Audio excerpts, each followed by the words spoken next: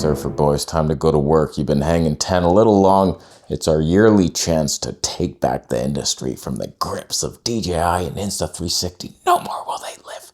We're going full in, all right? Who's ready to work? Oh, come on, boss. What the hell was hanging 10 over here? Was hanging 10? You should have seen the waves, man. Come on, I don't want to go to work. The cameras are stupid. Johnson, relax. All I ask of you is one day a year where we make a camera and then you go off searching for that pet whale you've always wanted. So relax and make something good. Fine. While we're here, might as well change the game. 8K 60 frames per second open gate. 4K 120 frames per second. HD 960 frames per second, 10 seconds burst. Leading the industry in resolutions? 1-inch sensor, anyone? How about interchangeable mounts? Borrow a little Micro Four Thirds depth mount? Tony Northwood was wrong. Okay, Johnson, yeah, I'll get right on that. What the hell are you talking about? We can't do any of that. Who are you even? Have you seen the price of our GoPro stocks? It just fell below celery. It's worth almost nothing. What do you mean lead the industry? Like we're just talking about wading in a pool of water. What are these specs? Where are they coming from? You know that Olympus rat? He steals tech from other companies, then he brings it to the OM system headquarters. And well, I saw him on his route there one day, and so I set a little trap, and he had this little chip, little microchip, and I was like, what is that? A little guy? And so like I fed him some corn, I took the chip, it was a fair trade, and now we have advanced alien tech. So we can do all this stuff. Okay then. All right, let's do this. We now lead the industry. Micro Four Thirds mount with a Micro Four Thirds sensor, right? Well, I don't know about that. We can't just leapfrog the industry. We need to stay in a pool of friends and say, hey, we also have a 1-inch sensor with a bigger mount without electronic contacts, but you'll find some manual focus glass that'll work. Come on, it was meant to be a joke. The only joke is that time you tried to race a shark. We all remember what happened that day. So no electronic contacts in the mount. How would anybody manually focus the lens or even stop down the ton? That's for them to find out, boss. We're just here to set the initial stage. And it's like, look at this, Micro Four Thirds mount. Like, does it work? I don't know. Sometimes you'll find a lens, a nice vintage Voigtlander. Come on. GoPro and the Voigtlander. We're done. We win. All I want is the perfect camera.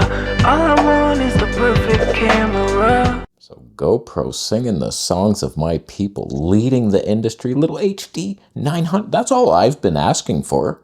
Super slow-mo in little bursts. Every single camera could do that. This could do it. But no one's like, oh, who would use that? I would use it. I use it every day. So let's go over these pre-announcements. We have no idea how much they cost or the final specs of anything, but on paper, we have 3 action cams, a little mini one that's basically a 1-inch sensor leading the industry in action cams, but crippled in the specs. So the hammer dent took out the specs. It's not like, it's just 4K 120, HD 240. We're all used to that. That's the bare minimum. So we have that budget ass bitch. Then we have the Pro, which is, it has all the specs you'd ever need. 4K 120, 8K 60, HD 960 in 10-second bursts. That's pretty cool. The lens they chose, however, the widest lens on Earth. My one complaint about all action cams since the Sony X3000,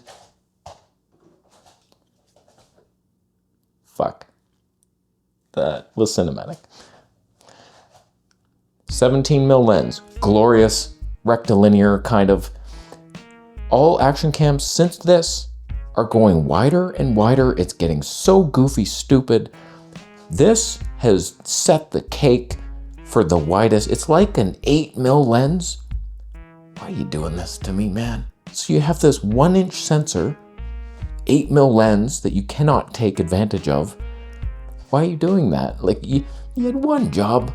So like you gotta go up to the Micro Four Thirds one with interchangeable lenses. I have a lot of questions. So first, let's break down some shit. I'm all over the place. I gotta organize my thoughts. It's too exciting. The ultra slow-mo, I can't even fathom it. We're on the Nikon ZR 40mm22 in standard color science, H.265 instead of rich tone portrait, just as a curiosity.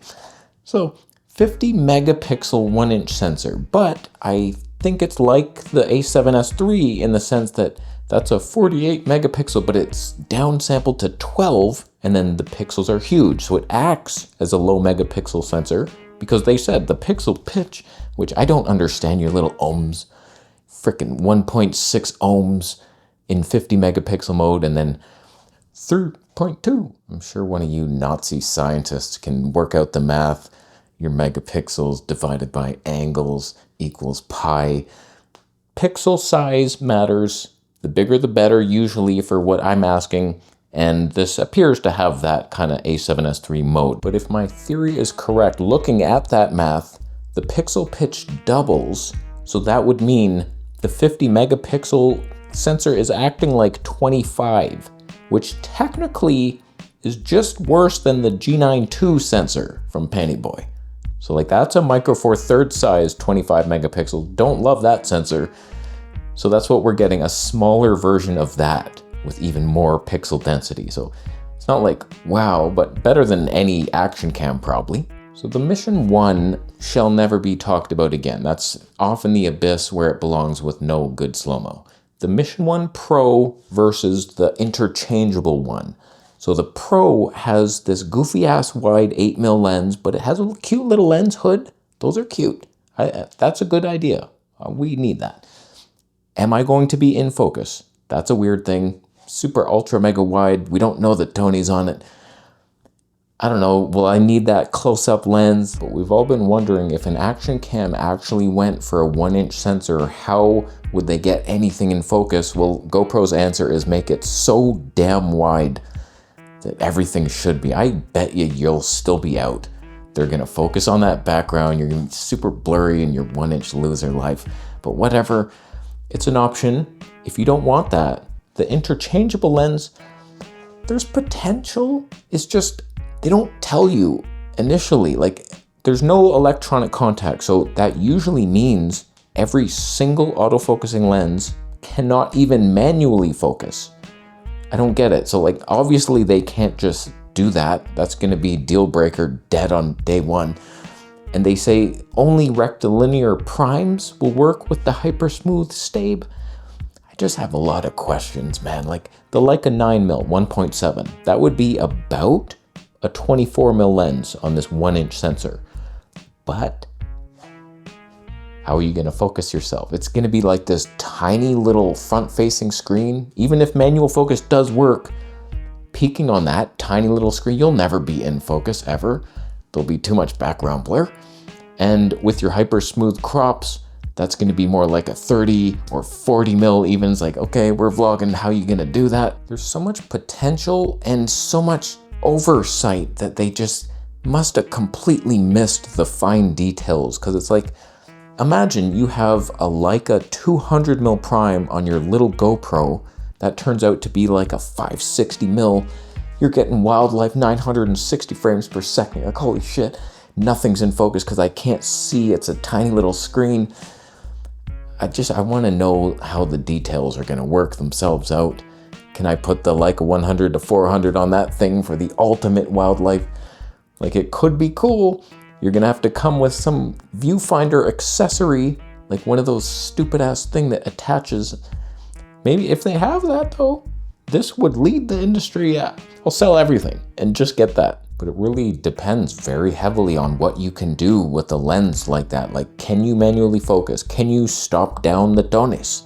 Can you control that at all? Like, do you have to get a completely manual design, which there are many, like Voigtlander glass on a GoPro? Like, that sounds fun as hell. The 10.5mm, Tony's 0.95 is heavy as hell. It'll be a little front heavy on that. But like, then you're controlling everything. 3D pop on a GoPro. I'm intrigued. I want it. Might even pre-order. Is it perfect? No. Your fixed screen on the back, would like to see that tilting all the way forward like Insta360 Ace Pro 2. That could be cool. Where is my mic jack? I need a media mod now. It's going to be this whole thing where how much is that going to cost and will it overheat? Like usually the media mod's not great. It adds a lot of bulk just to get that 3.5 mil.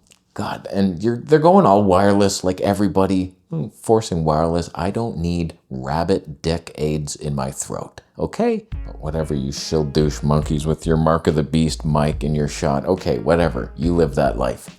That's fine.